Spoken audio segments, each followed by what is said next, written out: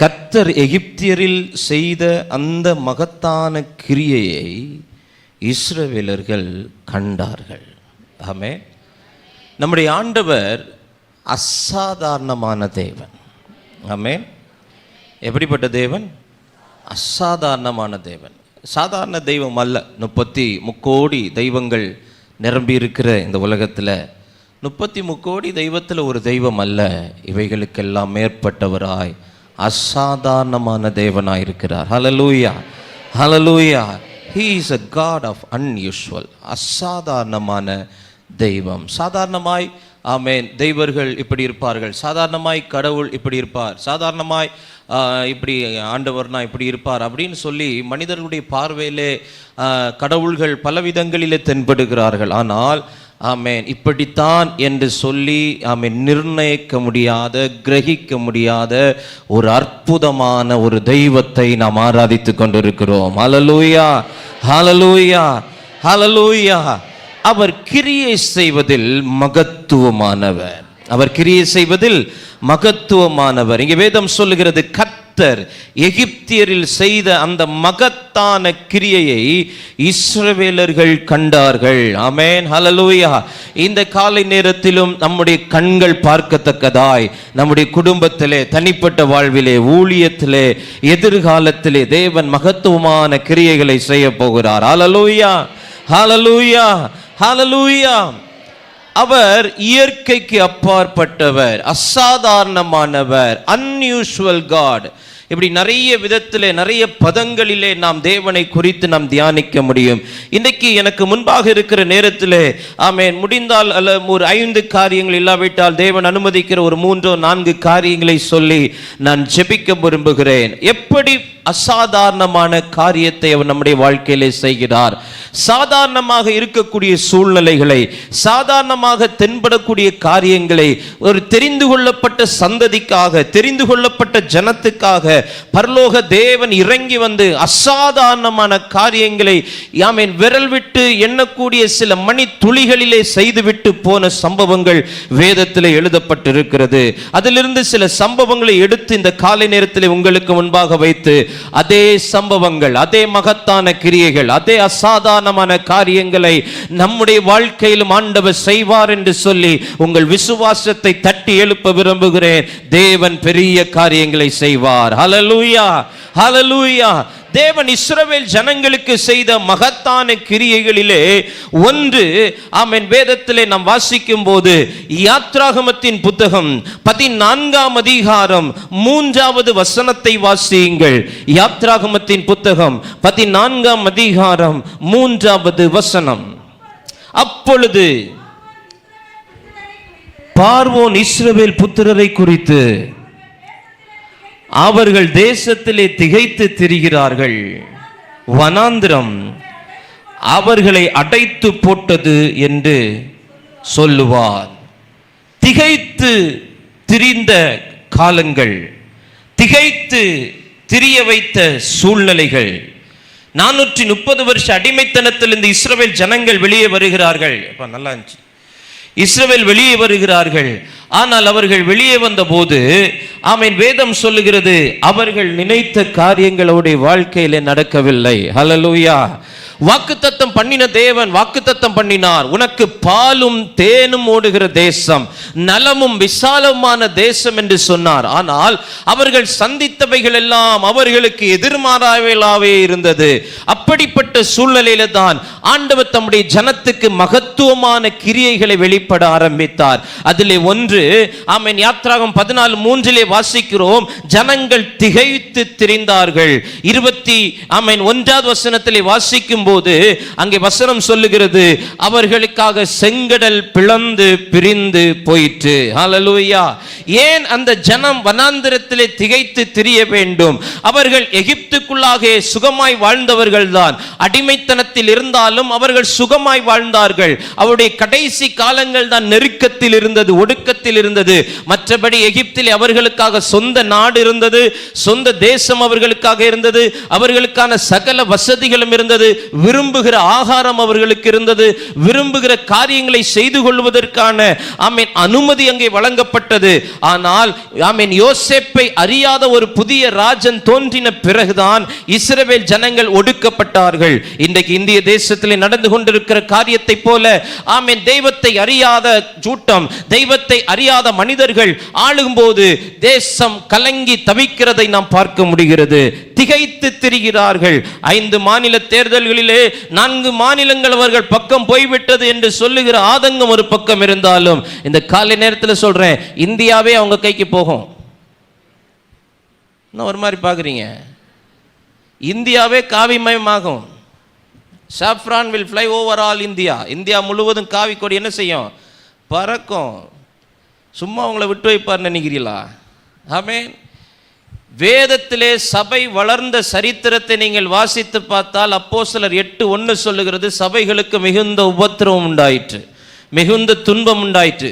அப்போஸ்தலர் 8ஆம் அதிகாரத்தில் அதை தொடர்ந்துள்ள வசனங்களை வாசிக்கும் போது எங்கே துன்பம் உண்டானதோ அங்கே மிகுந்த மகிழ்ச்சி உண்டானது. ஆமென். இத்தனை வருஷ காலமும் இத்தனை ஆண்டு காலமும் துன்பத்தின் ஊடாகத்தான் தேவ ராஜ்யம் வளர்ந்திருக்கிறது. நெருக்கத்தின் ஊடாகத்தான் தேவனுடைய நாம மகிமைப்பட்டிருக்கிறது. இனி வருகிற காலங்களிலும் கொடிதான சம்பவங்கள், நெருக்கங்கள் நடந்தாலும் அதன் நடுவிலே லீலி புஷ்பத்தை போல் மலர பண்ணுகிற தேவன் தேவ ஜனத்தை மலர பண்ணுவார், குடும்பங்களை மலர பண்ணுவார். ஆமென். கஷ்டத்தின் நடுவிலே தான் உனக்கு தேவன் ஒரு வளர்ச்சியை தருவார். நெருக்கத்தின் நடுவிலே தான் ஒரு பெருக்கத்தை தருவார். கசப்பின் நடுவிலே தான் ஒரு மதுரத்தை தர ஆண்டவர் வல்லமை உள்ளவராய் இருக்கிறார். ஹல்லேலூயா. சோ வனாந்தரத்திலே அவர்கள் திகைத்து திரிகிறார்கள். ஆமென். என்ன செய்வதென்று தெரியாது. பின்னாக போக முடியாது எகிப்தியனுடைய சேனை, முன்னாக போக முடியாது செங்கடல். நடுவிலே திகைத்து திரிய பண்ணுகிற காரியம் செங்கடல் அவர்களை திகைக்க பண்ணினது. ஆனால் வேதம் சொல்லுகிறது, மகத்தான கிரியைகளை செய்கிற மகத்தான் ஆண்டவர், அசாதாரணமான கிரியைகளை செய்கிற அசாதாரணமான தேவன் ஒரு நிமிஷ பொழுதிலே அந்த செங்கடல் இரண்டாக பிளந்து வழியை உண்டாக்கினது போல இந்த காலை வேளையிலே உன்னை திகைக்க பண்ணின காரியங்கள், உன்னை திகைக்க பண்ணின சூழ்நிலைகள், உன்னை திகைக்க பண்ணின சம்பவங்கள், அது எதுவா இருந்தாலும் மகத்தான கிரியைகளை செய்கிற ஆண்டவர், அசாதாரணமான கிரியைகளை செய்கிற ஆண்டவர் இன்றைக்கு உனக்கு முன்பாக இருக்கிற செங்கடல்களை பிளந்து போகும்படி ஆண்டவர் செய்ய போகிறார். அதை உன் கண்கள் பார்க்க போகிறது. இஸ்ரவேலுடைய கண்கள் மகத்தான கிரியையை கண்டது போல நம்முடைய கண்களும் ஆண்டவர் செய்ய போகிற மகத்தான கிரியைகளை பார்க்க போகிறது. ஆமென். திகைக்க பண்ணின செங்கடல், திகைக்க வைத்த செங்கடல் பிளந்து போகும். ஆமென். ஹல்லேலூயா. இது ஒரு மகத்தான கிரியை, அசாதாரணமான கிரியை. ஆமென். சாதாரணமான காரியம் என்றால் என்ன? கடலை கண்டு ஆமென் ஆமென் ஜனங்கள் என்ன செய்வார்கள்? பின்னிட்டு போவார்கள். சங்கீதம் 114 நினைக்கிறேன், நீங்க வாசித்து பார்த்தீங்கன்னா, கடலே நீ விலகி ஓடுகிறதற்கும். ஆமென். சாதாரணமாக மனிதர்கள் கடலை பார்த்து என்ன செய்வார்கள்? விலகி ஓடுவார்கள். கடல் அலைகள் பிரவாகித்து வரும்போது, கடல் அலைகள் மூர்க்கமாய் இருக்கும்போது, நமக்கு விருப்பமான கடலாய் இருந்தாலும் அலைகளுடைய முழக்கம் அதிகமாக இருக்கும்போது நாம் கடலை கண்டு விலகி ஓடுவோம். ஆமென். இதுவரைக்கும் பிரச்சனைகளை கண்டு நாம் விலகி ஓடி இருக்கலாம். ஆனால் இன்றைக்கு பரிசுத்த ஆவியானவர் சொல்லுகிறார், நாம் அல்ல, பிரச்சனைகள் நம்மை கண்டு விலகி ஓடத்தக்கதாய் அவர் அசாதாரணமான தேவன், அசாதாரணமான காரியங்களை நமக்கு செய்ய போகிறார். ஹல்லேலூயா. ஹல்லேலூயா. செங்கடலை பார்த்து இவர்கள் விலகி ஓட முயற்சிக்கும் போது ஆண்டவர் சொல்லுகிறார், ஹோல்ட் ஆன் மோசே, ஜனங்களை நிற்க சொல், உன் கரத்தில் இருக்கிற கோலை எடு, கரத்தில் இருக்கிற கோலை எடுத்து சமுத்திரத்துக்கு நேராய் நீட்டு. நாம் செய்ய வேண்டியதை சரியான நேரத்தில் செய்யும் போது ஆண்டவர் செய்ய வேண்டியதை சரியான நேரத்தில் செய்வார். ஹல்லேலூயா. ஹல்லேலூயா. உன்னை திகைக்க வைத்த செங்கடல் பிளந்து போகும். மகத்தான கிரியையை உன் உன் கண்கள் பார்க்கும். ஹல்லேலூயா. இரண்டாவது வேதத்திலே வாசிக்கிறோம், அதை தொடர்ந்து ஜனங்கள் பயணம் செய்கிறார்கள். 14ஆம் அதிகாரம் முழுவதும் பயணிக்கிறார்கள். 15ஆம் அதிகாரத்துக்கு வருகிறார்கள். 3 நாட்களாக வனாந்தரத்திலே சுற்றுப்பயணம், வனாந்தரத்திலே சுற்றி திரிகிறார்கள். குடிக்க தண்ணீர் இல்லை. குடிக்க தண்ணீர் இல்லாமல் நாவறண்டிருக்கும் போது அவர்கள் வந்து சேருகிற இடம் மாறாவா இருக்கிறது. வேதம் சொல்லுகிறது, ஜனங்கள் அந்த தண்ணீரை ருசி பார்த்த போது, யாத்ராகமம் 15ஆம் அதிகாரம் 23வது வசனத்தை வாசிக்க கேட்போம். யாத்ராகமம் 15:23.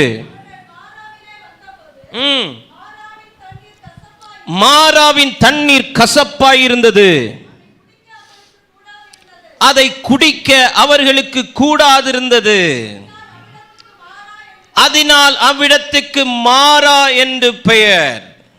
நன்றாய் கவனியுங்கள். இந்த நேரத்தில் தான் நமக்கு நிறைய கேள்விகள் வரும்.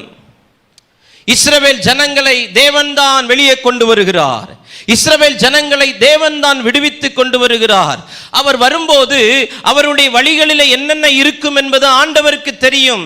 செங்கடல் இருப்பது ஆண்டவருக்கு தெரியும். அவர்கள் வனாந்தரத்தில் வருவது ஆண்டவருக்கு தெரியும். அவர்கள் தண்ணீருக்காக வேதனைப்படுவார்கள் என்பதெல்லாம் ஆண்டவருக்கு தெரியும்.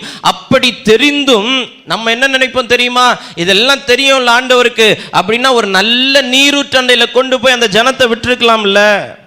3 நாளா அவங்க தண்ணி இல்லாம கஷ்டப்படுறது அந்த ஆண்டவருக்கு தெரியும்ல. 3 நாளா அவங்க தாகத்துல வறண்டு போறது அவங்களுக்கு தெரியும்ல ஆண்டவருக்கு. அப்படின்னா அவர் கொண்டு போய் தண்ணீர் உள்ள, நல்ல தண்ணீர் உள்ள இடத்துல விட்டுருக்கலாமே. ஆனா இவர் போய் கொண்டு விட்ட இடம் மாறா, கசப்பான தண்ணீர். அதை ருசி பார்க்கிறார்கள், கசப்பா இருக்கிறது. அது அன்றைக்கல்ல, அது பல ஆண்டுகளாகவே கசப்பா இருக்கிறது. ஆனால் நடந்தது என்ன தெரியுமா? தெரிந்து கொள்ளப்பட்ட சந்ததிகளுக்காக, தெரிந்து கொள்ளப்பட்ட ஜனத்துக்காக அசாதாரணமான காரியங்களை செய்கிற ஆண்டவர், அந்த ஜனம் அந்த இடத்திலே வந்தபோது அந்த மாராவின் தண்ணீர் மதுரமாய் மாறினது. ஆமென். எத்தனை ஆண்டு காலம் கசப்பு என்பது அல்ல முக்கியம். எத்தனை ஆண்டு காலம் வாழ்க்கை கசந்து என்பதல்ல முக்கியம். நீ தேவனால் தெரிந்து கொள்ளப்பட்ட சந்ததியாய் தேவனுடைய கட்டளைகளுக்கு கீழ்ப்படிந்து அவருடைய வழி நடத்துதலுக்கு உன் வாழ்க்கையை ஒப்பு கொடுத்து வருவாயானால் அது எந்த மாறாவாய் இருந்தாலும் அதை மதுரமாய் மாற்ற என் தேவன் வல்லமை உள்ளவர். ஹல்லேலூயா.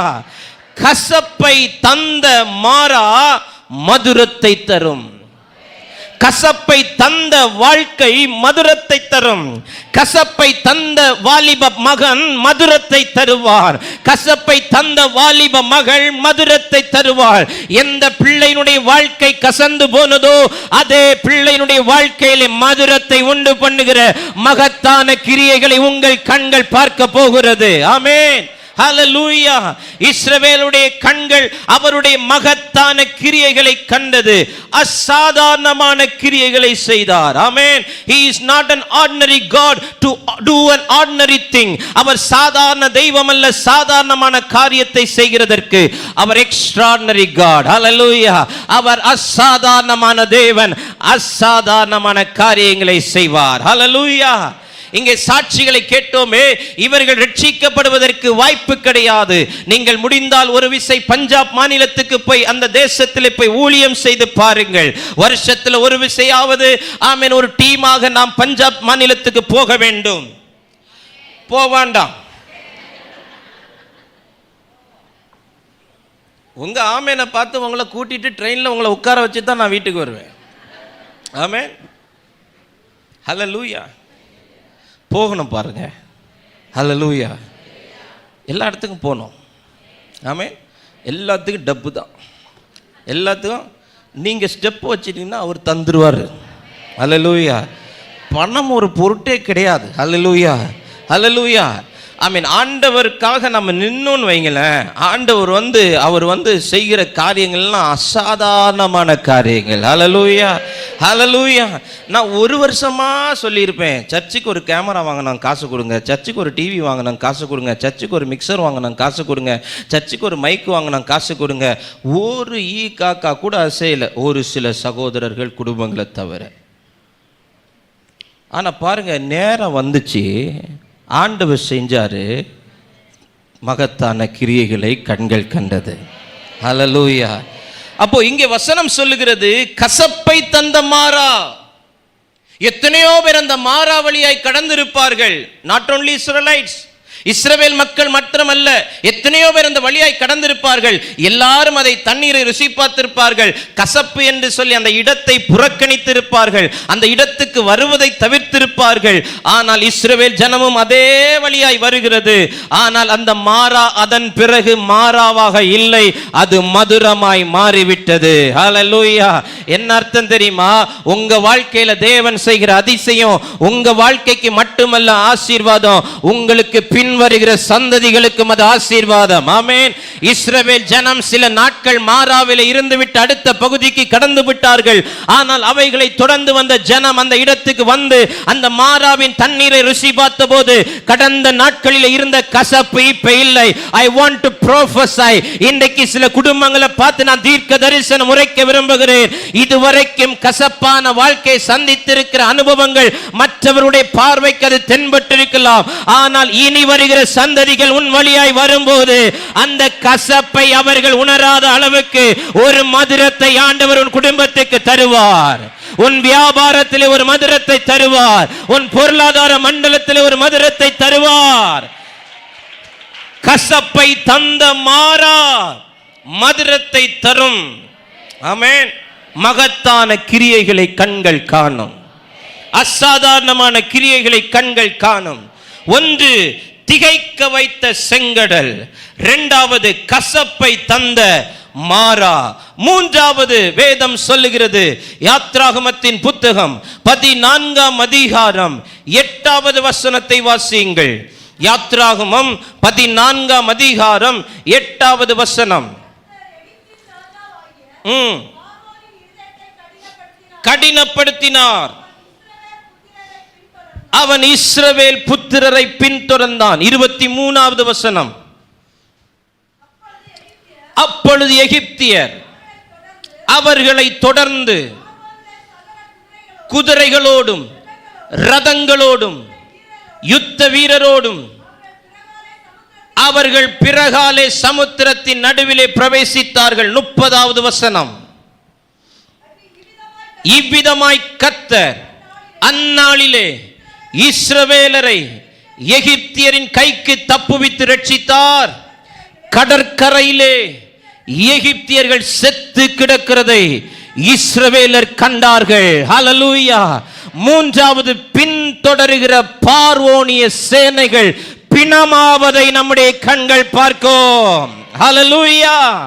பின்தொடருகிற பார்வோனுடைய சேனைகள் பிணமாய் கிடந்ததை இஸ்ரவேலர்கள் கண்டார்கள். அவர்கள் நினைத்தார்கள், இவர்களுடைய கண்களுக்கு முன்பாக நாம் பிணமாகி விடுவோம், நாம் மரித்து போய் விடுவோம், நாம் செத்து போய் விடுவோம், நாம் நம்முடைய வாக்குத்தத்த எல்லைகளுக்குள் பிரவேசிக்க முடியாது.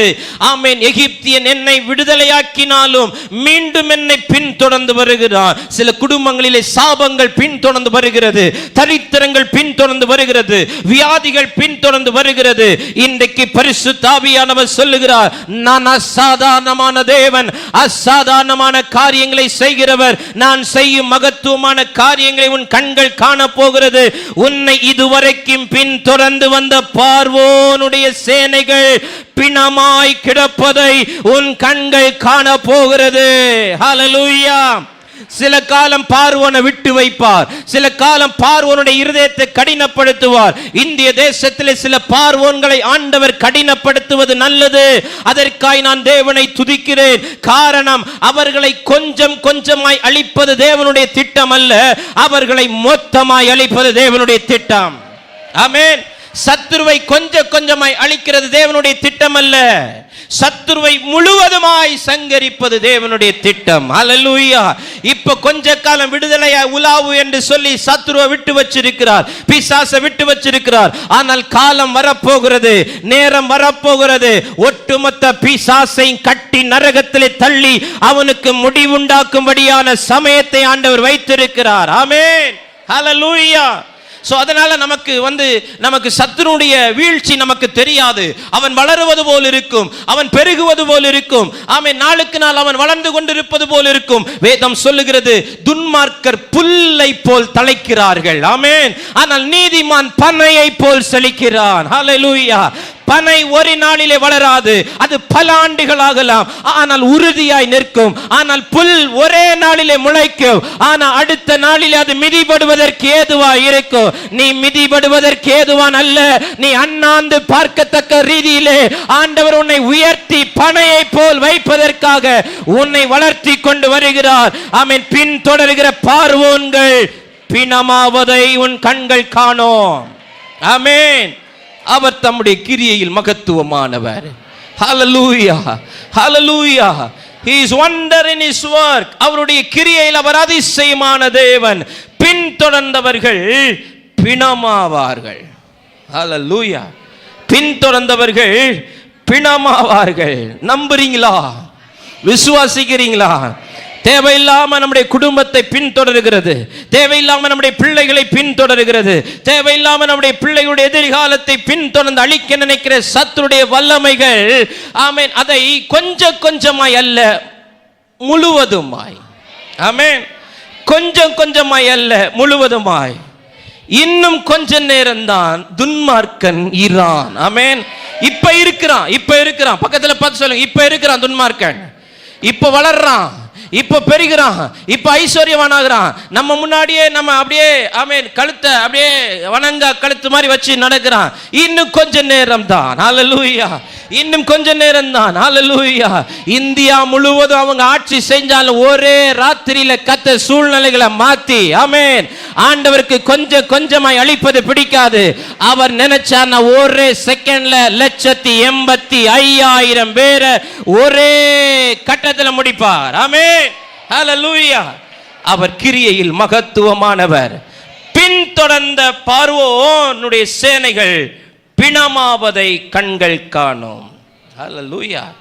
பார்வோன் தடை, பார்வோன் அடிமைத்தனம், பார்வோன் ஆமென் ஆராதனைக்கு விடாம தடை செய்கிறவன், பார்வோன் இருதய கடினம், பார்வோன் ஆமென் ஆமென் பின்தொடர்கிறது, பார்வோன் ஆமென், இப்படி அவனை குறித்து நிறைய காரியங்களை சொல்லிக்கிட்டே போலாம். வஞ்சிக்கிறவன், ஏமாற்றுகிறவன் பார்வோன். ஜனங்களை விடுறேன்னு சொல்லிட்டு விடல பாருங்க. நீ இதை பண்ணுனா நான் விடுவேன்னு சொன்னா, இதை பண்ணியாச்சு விடல, முடியாது, இதை மட்டும் கொஞ்சம் கொஞ்சமாக ரிலீஸ் பண்றது. முதல்ல நீங்க மட்டும் போங்க, அப்புறம் ஆடுகள்லாம் இங்க இருக்கட்டும், இல்ல சகோதரர்கள் மட்டும் போங்க, மீதி எல்லாம் இருக்கட்டும், இப்ப மீதி எல்லாம் போங்க, பிள்ளைகளை விட்டு போங்க. இல்ல இல்ல இல்ல. ஆமென். ஹல்லேலூயா. அவன் நினைச்சா நம்ம கொஞ்சம் கொஞ்சமா விடுற மாதிரி ஆண்டவர் நம்மளை கொஞ்சம் கொஞ்சமா தான் அழிப்பார். இல்ல இல்ல, அழிவு மொத்தமா வரும். ஹல்லேலூயா. மோசே ஜெபம் பண்றான் ஆண்டவரத்தில், ஆண்டவரே நீ செய்யக்கூடிய காரியம் எல்லாருக்கும் செய்கிற மாதிரி இருக்கக்கூடாது, வித்தியாசமாக இருக்கணும். நீர் என் கூட இருக்கிறீர் என்பதை இவங்க அறியணும்.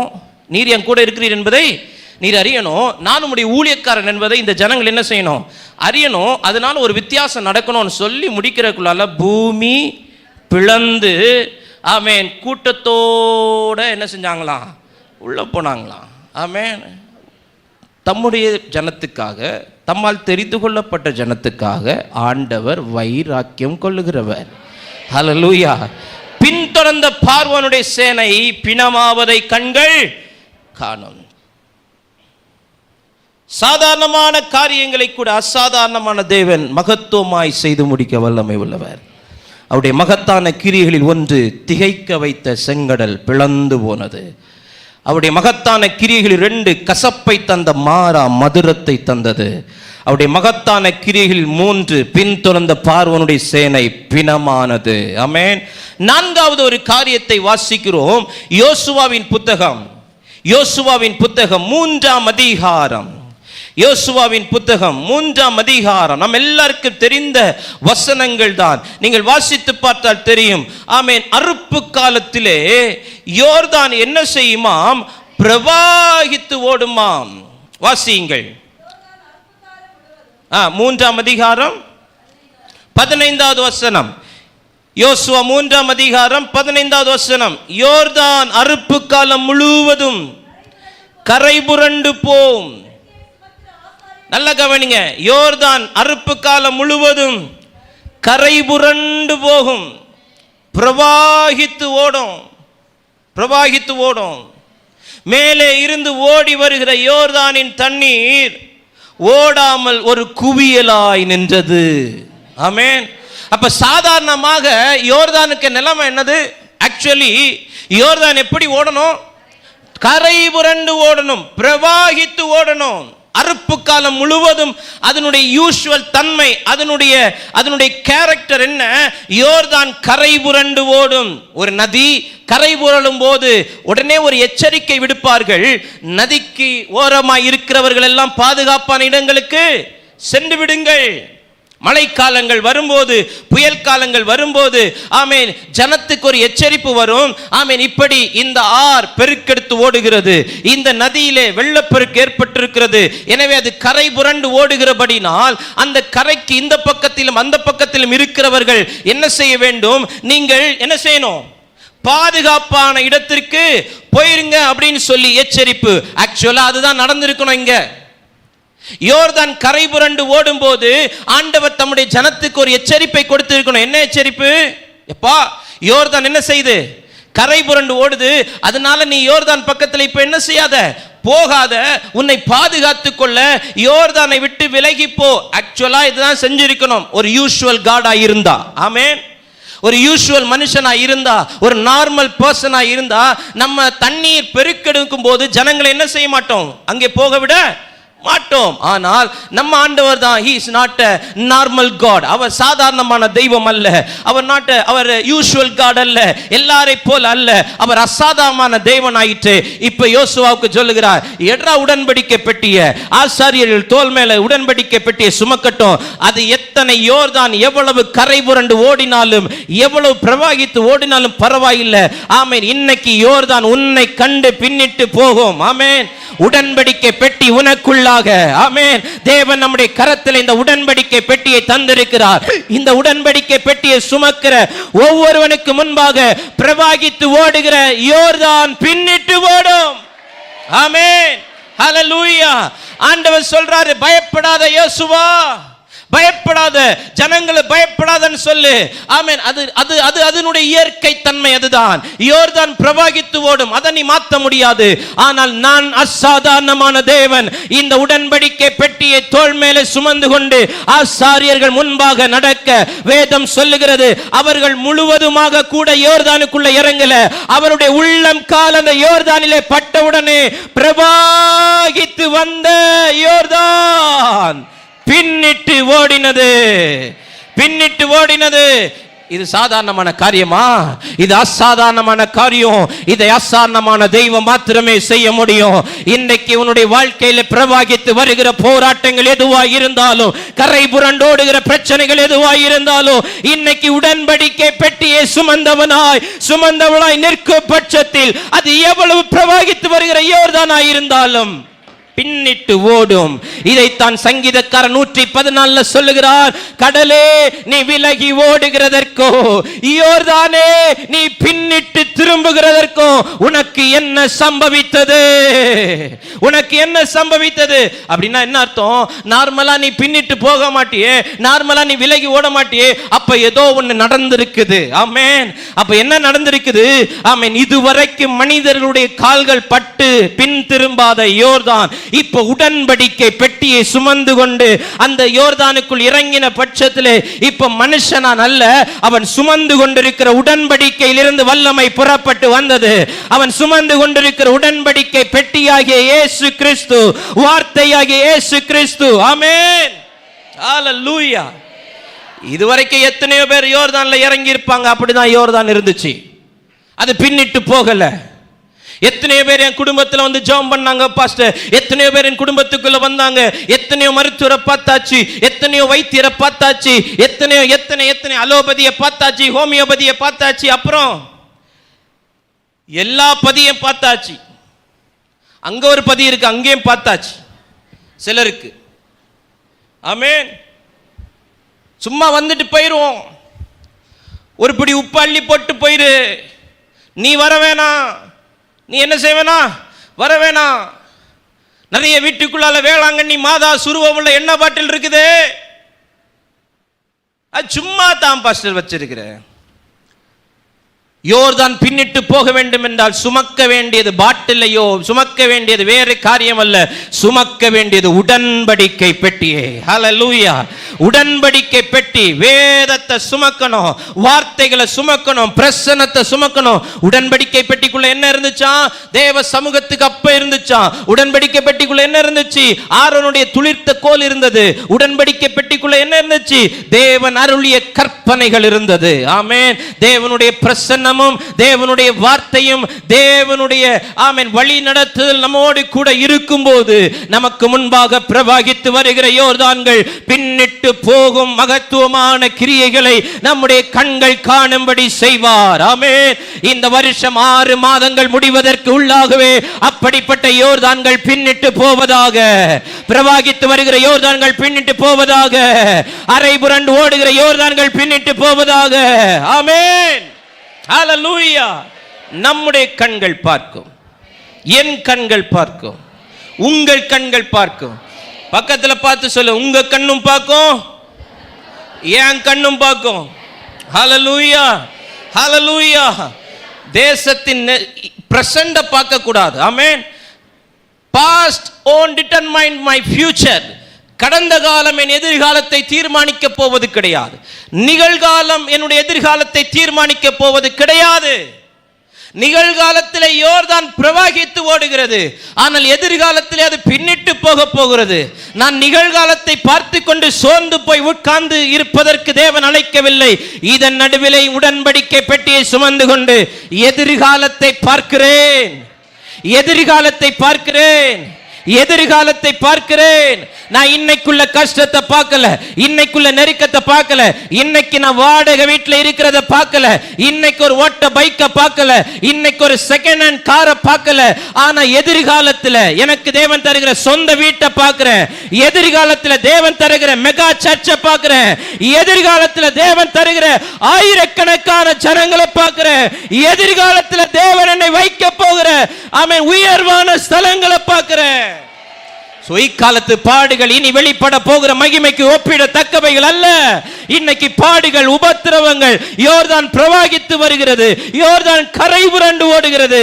ஆனா நான் என்னைக்குள்ள காலத்தை பார்க்கல. நான் உடன்படிக்கை பெட்டியை சுமக்கிறவனானபடியினால் நான் கால் வைத்தால் யோர்தான் பின்னிட்டு போகும். அதை தான் நான் பார்க்கிறேன். ஹல்லேலூயா. ஹல்லேலூயா. நான் யோர்தான் எவ்வளவு பெருசா இருக்குதுன்னு பார்க்கல, ஆனா அபிஷேக சால்வை என் மேல இருக்கிறத பார்க்கிறேன். அபிஷேக சால்வை என் மேல இருக்கிறத பார்க்கிறேன். அந்த சால்வையை முறுக்கி அந்த யோர்தான் அடிச்சு அது 2ஆ பிளக்கும்னு எனக்கு தெரியும். அதை தான் பார்க்கிறேன். எதை பார்க்கிறாய்? எதை பார்க்கிறோம்? இன்னைக்கு கடந்த கால பிரச்சனைகளை பார்க்கிறோமா? மாமியார் அப்படி சொல்லிட்டா, மாமனார் அப்படி சொல்லிட்டா, வீட்டுக்காரர் அப்படி சொல்லிட்டார் பாஸ்டர், சொந்தக்காரெல்லாம் இப்படி சொல்றான் பாஸ்டர், அப்ப பாஸ்டர் இப்படி சொல்லிட்டாரு, இப்படி சொல்லிட்டாரு, அப்படி சொல்லிட்டாங்க. இதெல்லாம் பார்க்காத, நிகழ்காலத்தை அல்ல எதிர்காலத்தை பார். ஆமென். ஹல்லேலூயா. ஆண்டவர் வேதம் சொல்லுகிறது, அவர் தமக்கு முன்பாக வைக்கப்பட்டிருக்கிற மகிமையை அவர் பார்த்தார். ஆமென்.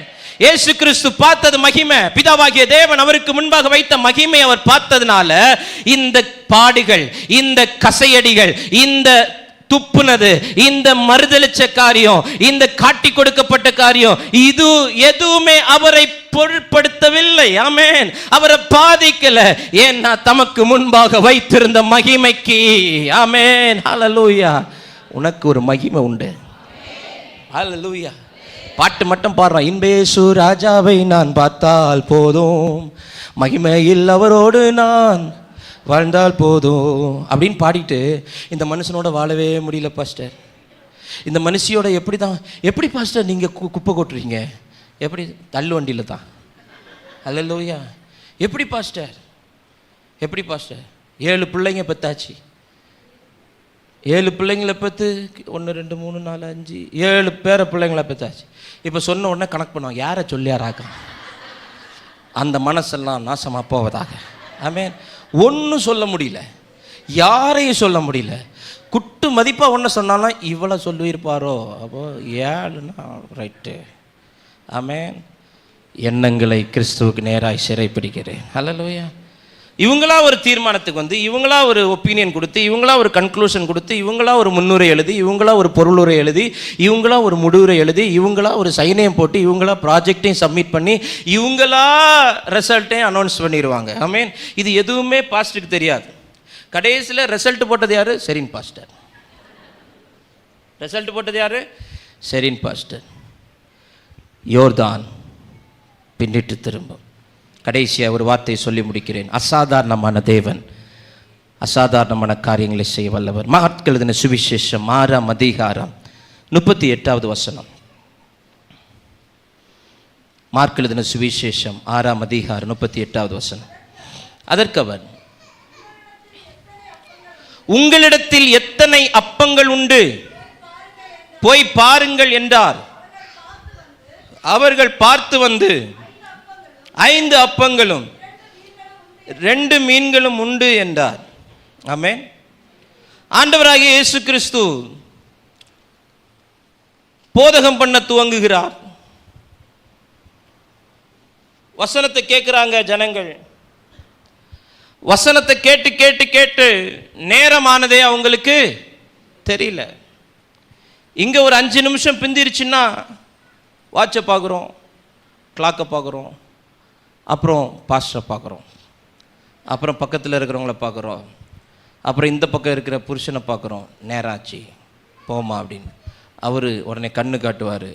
அப்புறம் அப்படியே மெதுவாக பேக் எடுத்து ஒன்றுமே தெரியாத மாதிரி, சில நேரம் ஃபோன் வந்தது மாதிரி, அவசரமாக ஃபோன் வந்த மாதிரி ஓடுவாங்க. யார் அப்படி? என்ன இந்த போர் நிறுத்தத்துக்கு ஒன்றும் ஒப்பந்தத்துக்கு கூப்பிட்டாங்களா? சமாதான உடன்படிக்கைக்கு அக்கா நீ வா அப்படின்னு புதின் கூப்பிட்டாரா? இல்லை அவர் உக்ரைன் அதிபர் எலன்ஸ்கி கூப்பிட்டாரா? எலன்ஸ்கியா ஜெலன்ஸ்கியா யாரோ ஒருத்தவங்க கூப்பிட்டாரா? அப்படியே போகிறது. இங்கே பிரசங்கம் பண்ணுறார் ஆண்டவர். பிரசங்கம் பண்ணுற எனக்கு தெரியும் இந்த பிரசங்கம் எவ்வளோ நேரம் போகணும் தெரியுமா? தெரியும். நான் பாயிண்ட் எடுக்கும் போதே தெரியும். ஓகே, 1/2 hour 40 minutes, கூடி போனால் 1 hour, அதுக்கு மேலே போகாது. பிரசங்கம் பண்ணுற இயேசுக்கு எவ்வளோ நேரம் ஆகும்னு தெரியுமா? தெரியுமா? தெரியும். அந்த ஊரில் சாப்பாடு கிடைக்காதுன்னு இயேசுக்கு தெரியுமா? சொல்லுங்க, தெரியுமா? அப்படி நல்லவராக இருந்தால் என்ன பண்ணியிருக்கணும்? என்ன பண்ணியிருக்கணும்?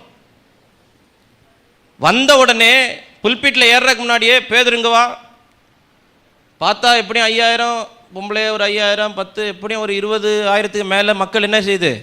உட்கார்ந்துருக்குது. இங்கே உங்களுக்கு சாப்பாடு இல்லை. என் பிரசங்கம் இன்னைக்கு கொஞ்சம் பெரிய பிரசங்கமாக இருக்குது. அதனால் முடிகிறதுக்கு எப்படியும் கொஞ்சம் நேரம் ஆயிரும். அப்புறம் இவங்களை வெறுமையாக ஒன்றும் நம்ம என்ன செய்ய முடியாது, அனுப்ப முடியாது. அதனால் நான் பிரசங்கத்தை தொடங்குறேன், நீ என்ன செய்ய? சாப்பாடை வாங்கக்கு போயிரு. ஒரு 10 செங்கல் எடுத்து அடுக்கி ஒரு அண்டாவை தூக்கி வை. ஆமேன். அரிசியை போட்டு கஞ்சி காய்ச்சிரு. ஆமேன். அல்லேலூயா, அல்லேலூயா. அப்படி நீ ரெடி பண்ணி வச்சுட்டேன்னா பிரச்சனை இல்லை. இல்லைன்னா பிரசங்கம் போயிட்டே இருக்கும்போது இங்கே கதவு கிட்டே இருந்து அக்கா எல்லோவில் கஞ்சி தண்ணி தெரியலா தளர்ச்சியாக வருது. என்ன வருது? கொஞ்சம் கஞ்சி தண்ணி தெரியலா தளர்ச்சியாக வருது அப்படின்னு. என்ன தளர்ச்சி? அப்படி காலைல 6 மணிலேருந்து 9 மணி வரைக்கும் நின்றுக்கிட்டு 9:30 மணிலேருந்து 12:30 மணி வரைக்கும் நின்றுக்கிட்டு 1:30 மணிலேருந்து 3 மணி வரைக்கும் நின்றுட்டு, இதுக்கிடையில் கொத்தியோட்டுக்கு போனோன்னா அங்கே போய் நின்றுக்கிட்டு அங்கே போய் சத்தம் போட்டுட்டு வர்ற எங்களுக்கு ஒரு தளர்ச்சியும் வரலை, ஒரு கஞ்சி தண்ணியும் தேவைப்படலை. ஆக வீட்டிலேருந்து புறப்பட்டு 10 நிமிஷத்துக்குள்ளால தளர்ச்ச. ஆமென். அல்லேலூயா. அதனால் பாருங்கள், நேற்றைக்கு ஒரு மிஷினை பார்த்தேன், இளநீ வருதான். என்ன வருதான்? ஆமாம், உள்ள இளநீ தண்ணியை வச்சா அமுக்கு அப்போ ப்ரெஸ் பண்ணால் இளநீ தண்ணி வருதான், கஞ்சி தண்ணி வருதான், சுடு தண்ணி வருதான், கூல் வாட்டர் வருதான். இதெல்லாம் வாங்கி என்ன செய்ய வேண்டியிருக்குது? வைக்க வேண்டியிருக்குது. ஆமென். இல்லை அதெல்லாம் அது ரொம்ப செலவாகும். அப்படின்னா நான் என்ன நினைக்கிறேன், ஆளுக்கு ஒரு ஃபீடிங் பாட்டில் குத்துடலாம். சரியா? கொடுத்துட்டா நீங்கள் அப்பப்போ என்ன செய்யுங்க, பிஸ்கட் கொண்டு வர்றது, சாப்பிட்றது. பிள்ளை 2 சாப்பிட்டா அம்மா 1 சாப்பிட்றா. டேஸ்ட்டு பார்த்தேன். என்னது? டேஸ்ட்டு பார்த்தேன். சாப்பிட்டுக்கிட்டு அந்த பிஸ்கட் கவரை மேட்டுக்கு அடியில் வைக்கிறது. அடுத்த நாள் நான் பிரசங்கம் பண்ணும்போது அக்கா அங்கேருந்து நெளியா இப்படி போகிறா அப்படி போகிறா. எனக்கு சந்தோஷம், என் பிரசங்கம் அங்கே கிரியை செய்தோ.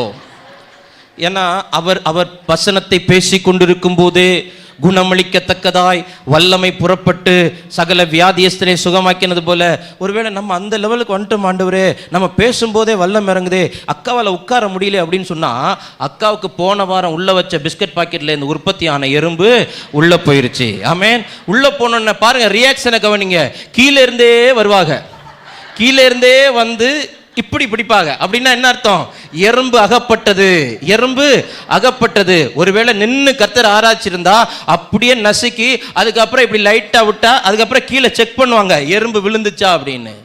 இதெல்லாம் பார்த்துட்டு ஒருத்தன் எங்கன்னு பிரசங்கம் பண்ணணும்னா எவ்வளோ பெரிய கிருபை வேணும். ஹல்லேலூயா.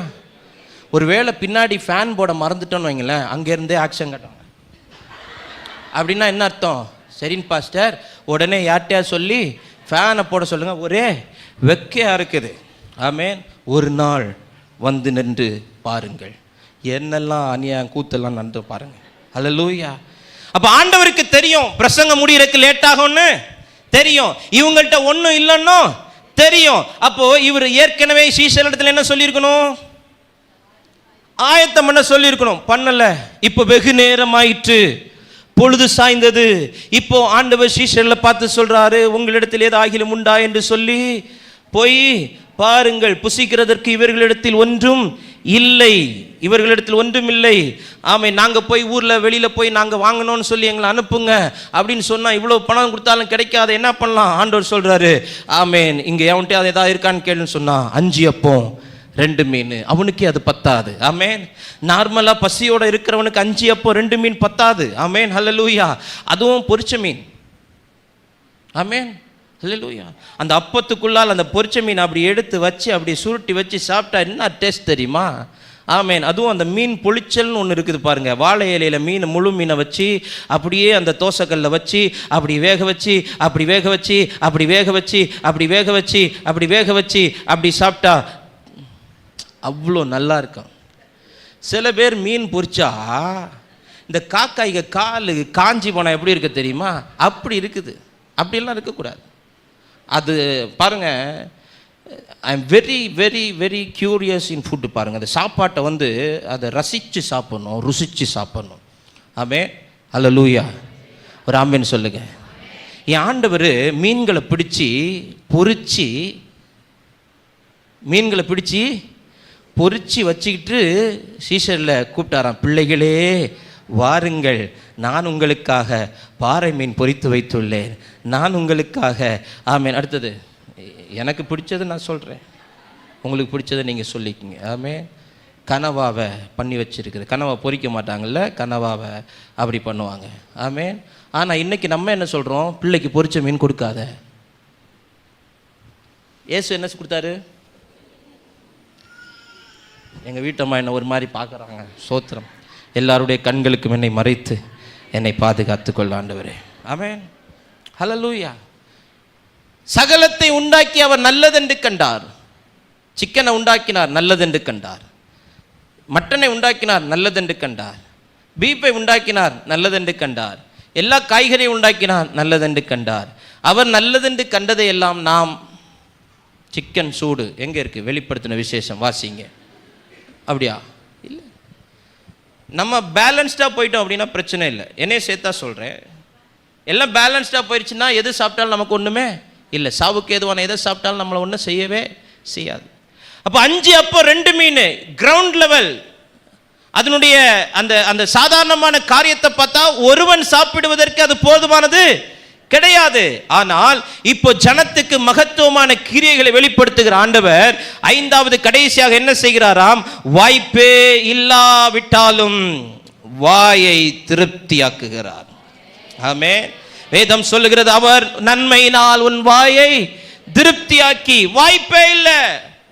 அந்த ஒரு சிறுவனுக்கு அது பத்தாது. அவ்வளவு நேரம் அவன் சாப்பிடாம இருக்கிறான். 5 அப்பம் 2 மீன். சரி, அப்படியே அவன் மனசாட்சிப்படி பக்கத்தில் இருக்கிறவனுக்கு ஒருத்தனுக்கு கொடுத்தாலும் 2 பேர் சாப்பிடலாம். ஆனா எப்படி இப்படி 20,000 பேர் சாப்பிட முடியாது. ஆனால் இருப்பது கொஞ்சம் தான். அங்கே வாய்ப்பு இல்லாவிட்டாலும் வாய்ப்பை உண்டாக்குகிற தேவனுடைய கரத்தில், ஆண்டவரே எனக்கு ஒரு வாய்ப்பை உண்டு பண்ணி தாரும் என்று சொல்லி நம்முடைய வாழ்க்கையை சமர்ப்பிக்கும் போது வாய்ப்பே இல்லாத இடங்களிலும் நம்முடைய வாழ்க்கையை திருப்தியாக்குகிற ஆண்டவர். ஹல்லேலூயா. மகத்துவமான கிரியைகளை நம்முடைய கண்கள் காணும். ஏனென்றால் அவர் அசாதாரணமான தேவன்.